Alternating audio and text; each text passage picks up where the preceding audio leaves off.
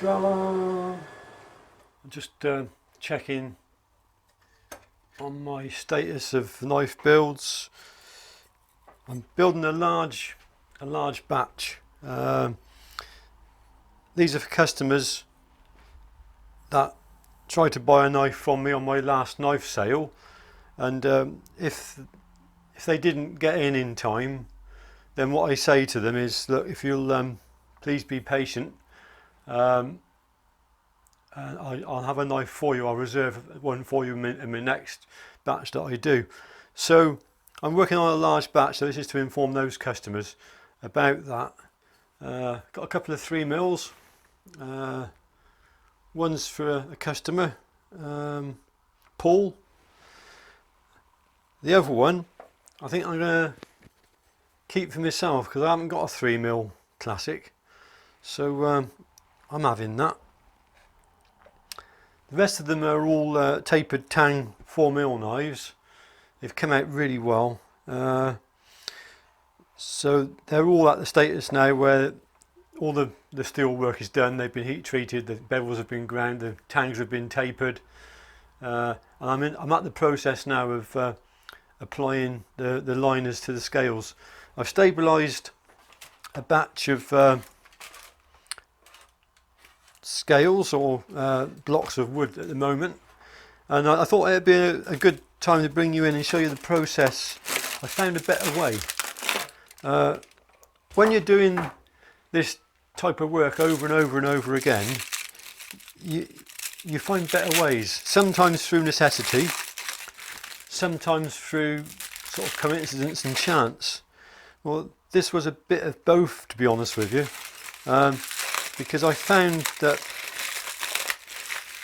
I was getting very sore elbows through flattening the knife scales on a piece of plate glass. I have a piece of plate glass and I have a disc attached to it, and I go for this figure of 8 pattern, and it was really starting to hurt my elbow doing it over and over. And so I just messed around and experimented with different ways of doing it. I still use the plate glass, but I thought I'd show you the way that I actually go about getting these really flat now. It speeded the process up a little bit, and it's given me better results. With the old method of the figure of 8 flattening, I used to get a tiny little bit on each end, each sort of end of the scale, which I used to have to cut off because that used to sort of curve up. But now this has eliminated that, so it's an improved method. Speeded the process up and it's given me a better result, so that's a win-win situation. The other thing I wanted to mention, it's been on my mind for years. Someone left a comment once, and it was, at the time, it was quite a hurtful comment, and I mentioned about my knife finishing, you know, my hand finished flats and what have you. This was years and years ago, probably 6 or 7 years ago, 8 years ago even. And you know, back then it's been a learning curve, hasn't it? And back then, you know, I didn't know what I was doing really. You know, I'm self-taught, and I learnt by my mistakes, and I learnt by experience, and I learnt by doing it. But this guy left a comment, and it went something along the lines of, "Oh, so that's what you call a hand finish, is it?" or something like that, you know. And it was a negative comment. It was a hurtful comment, and I never forgot it. And do you know what? That comment drove me on to improve and improve and improve until I've reached the standard where I'm at now, and I'm still looking for ways to improve. I don't rest on my laurels. I'm still looking for different ways, hence the way of improving on this. And I remember a story that my old friend Lee Bennett, LB Custom Knives, rest in peace Lee, he told me a story once about a guy who was a leather worker, quite a well-known leather worker, and he said to Lee, he said, "You'll never be any good at leather work." And that really got him going as well. And I think Lee, and I think many of you who knew Lee will come to understand that perhaps his leather work was possibly some of the best that we've ever seen produced in the UK. The positive is a positive outcome, of course, so that for that person, if you're watching this video and you remember leaving that comment, I thank you from the bottom of my heart, because that really inspired me. That really gave me that true grit to get on and conquer that necessary skill. So thank you very much. The hand finished flats now, I'm extremely delighted. I'm very happy with them, and if I can improve on them, if there is a way that I can improve on them, I surely will. I can assure you of that. But anyway, I think you'll all agree that the quality, the fit and finish, the build, everything about the knives that come out of my workshop today are far better than they were 8 years ago. When I started 10 years ago actually as a hobby, and then 8 years ago I transitioned into selling them for a lot less than what I sell them for now. But obviously, as the skill and the quality and the materials have improved and the cost of that has increased as well, obviously the price of the knives has had to go up, has had to have gone up commensurately. Anyway, this is how the blocks come out of the oven after they've been roughly cut on a bandsaw. They've gone through the stabilizing process. They're not square. So I've got down here my my disc sander. You'll never get anything flat on this, not flat enough for knife scales. You'll get things square enough to go on to the next stage, and the next stage after getting these edges square is to cut the scales in half, and then we need to flatten that inner surface to enable us to glue on the liners. And that's crucial, because if that's not truly flat, you won't get a nice glue line, and I mean a perfect. I'm looking for absolute perfection at this point, because the knives now, when I first started building knives, you know, you couldn't see the flaws because there were so many flaws. Now, if there's one or two flaws, they jump out at you, because, well, they jump out at me anyway, because the rest of the knife is pretty damn good, and I want that tiny little flaw which is left to be gone as well. And so that could be a glue line, for example, where you see a dark line between the liner and the handle material, the scale. So without any further ado, I'm going to get this squared up on the 12-inch disc sander here, and then we'll halve this, and I'll show you how I go about getting it flat.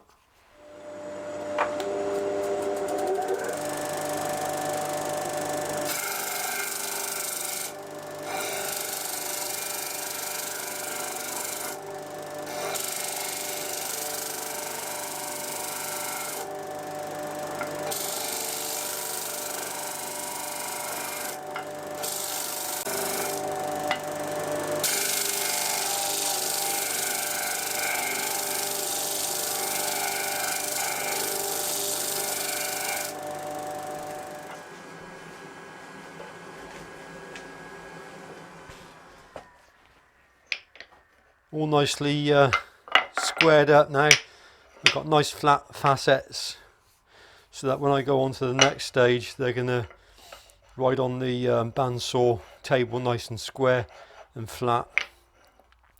This is stabilized wood, so it's as hard as iron. It's a lengthy process to get it like that, but I think the end result is better. On to the bandsaw next. Well, there's the bandsaw. It's just a cheap hobby grade one really, but I've had it since I started knife making really, so it's done me well. I just want to set these up so that I set the fence up so that I cut the the block in half. The blocks do vary a little bit, so I'll have to adjust it for each block. What are we looking at here then? Not the best bandsaw in the world, but it does the job. I think that's about right.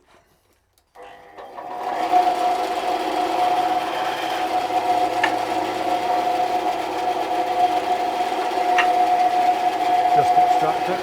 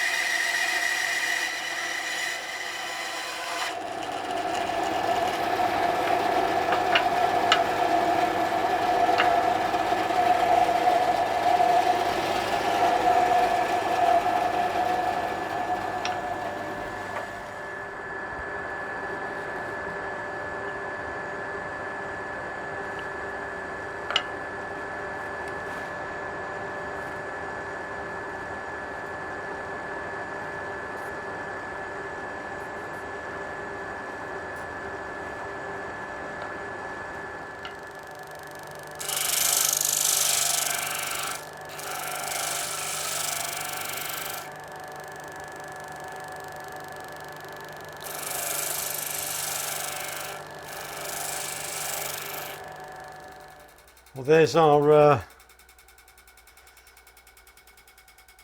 blocks of wood. I put a couple of crosses. I look at the wood. Oh, let's get a better picture. I look at the wood and I decide where I want the front of the scales to go, and then I put a couple of crosses to indicate the front, and also that means that I can match up the wood. And then I put an arrow on either side with the number 1 on it, because this is the first set of scales. I might be working on 6 or 7 sets of scales today, so I don't want to get them mixed up, and the wood is quite similar. So that gives me the orientation of the handle on the knife and the front. But the thing is, I've flattened them all off now on the disc sander, and you'll see, although they look quite flat, in actual fact, so they're not flat, nowhere near flat enough. So that's where the flat plate comes in.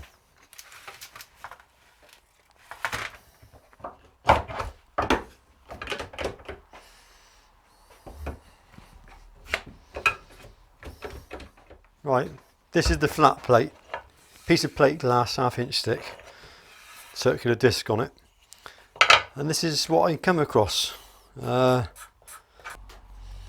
Let's just mark these up. You can see where you're taking off material.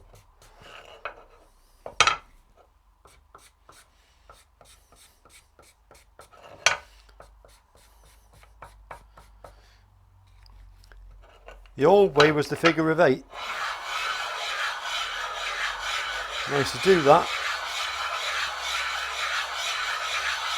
and it was causing me a few problems. And you can see I'm starting to remove the high spot.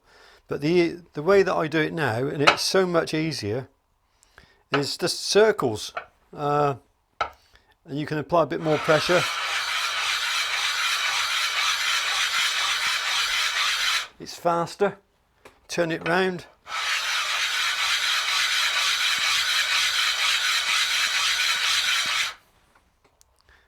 Turn it round.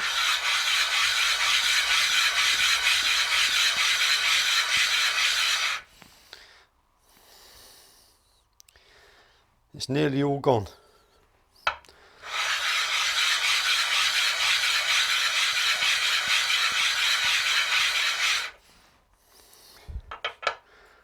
Now for this one.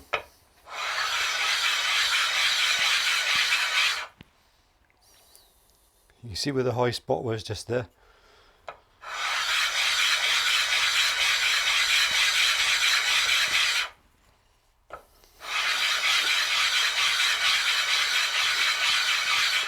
It's important not to rock it from side to side, but to keep it flat. And you can tell by the continual tone that you're hitting it nice and flat.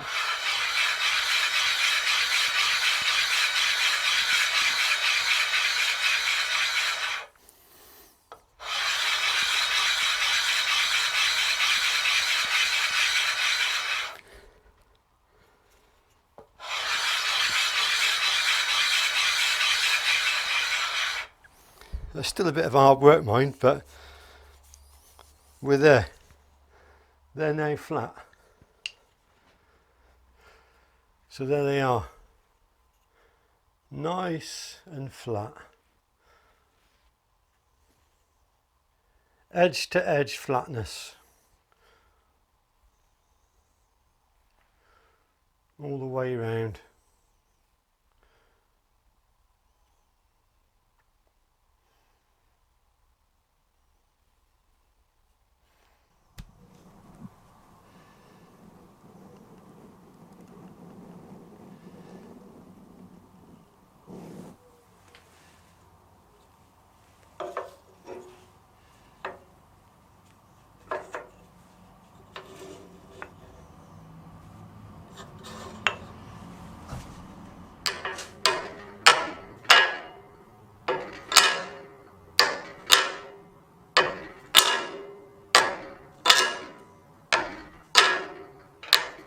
So that's it. Hope that's been of use to someone out there in YouTube land. Always looking for a little way to improve things here, and every now and again a little gem like that comes my way. I haven't seen anybody else doing that. No doubt there probably is someone. There's nothing new under the sun, I'm pretty sure of that. But I did come across that method of going around in a circle through my own experiments, and having a sore elbow really, and that's a lot easier on my arms, and as you can see it's a lot quicker as well. So as I say, hope it's been a help to somebody. I'm going to get on and build these knives now. Just before I go, let you have a quick look. These are the mosaic pins. I've changed the way I build those as well, and they're all vacuum. I suck the resin into the pin using a vacuum pump, and I'll do a few other things to my pins which I never used to do, so I can perhaps a subject for a future video maybe. Anyway, with that, thanks for watching. These knives be ready, some of them will be ready next week, and the following weeks the rest of them will become completed. Thanks for watching.